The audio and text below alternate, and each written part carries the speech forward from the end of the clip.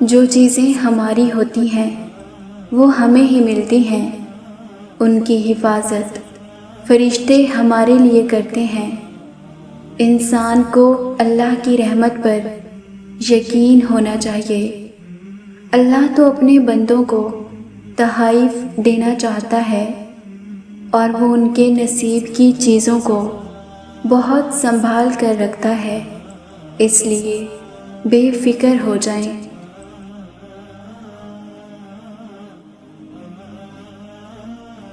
لوگوں کے رویوں سے پریشان نہ ہوں۔ آپ نے اپنے اعمال کا صلہ اللہ سے لینا ہے، لوگوں سے نہیں۔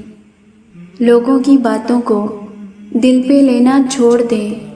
اپنی زندگی کا مقصد صرف اللہ کو راضی کرنا رکھیں۔ جب مقصد اللہ کو راضی کرنا ہوگا تو لوگوں کی باتیں پریشان نہیں کریں گی۔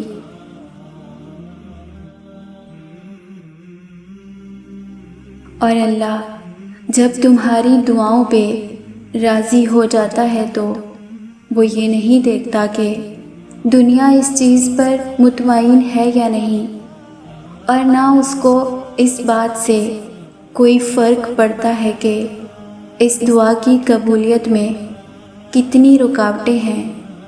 اللہ جب ارادہ باندھ لیتا ہے تو ناممکن کی ساری گرہیں اپنے آپ کھل جاتی ہیں۔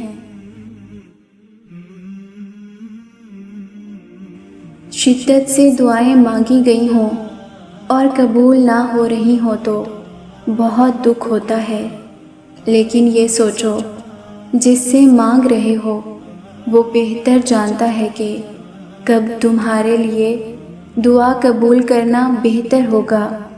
یہ یقین رکھو کہ اللہ تمہیں بہترین سے نوازے گا۔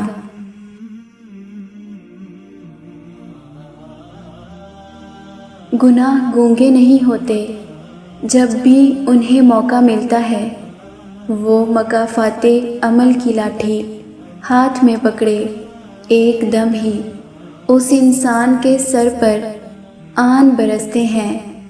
یہ وہ خدا کی لاٹھی ہوتی ہے جو بے آواز ہوتی ہے، لیکن انسان کے ہوش لمحوں میں ہی ٹھکانے لگا دیتی ہے۔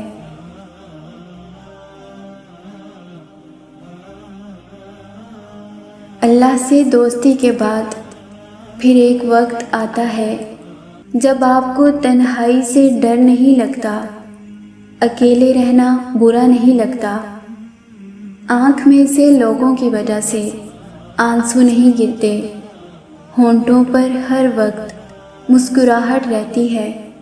ہم سے کوئی بات کرے یا نہ کرے دل مطمئن رہتا ہے۔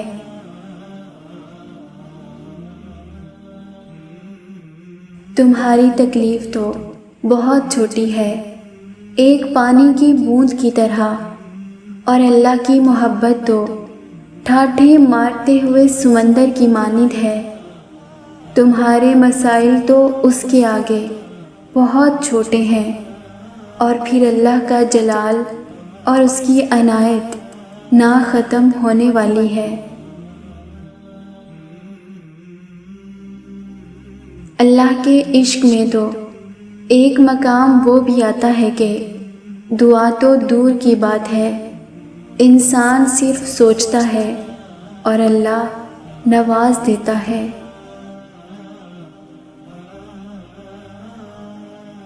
دل چھوٹا مت کریں، وہ رب دیکھ رہا ہے، وہ سن رہا ہے، وہ تمہاری خاموشی میں چھپے درد تک کو محسوس کر رہا ہے۔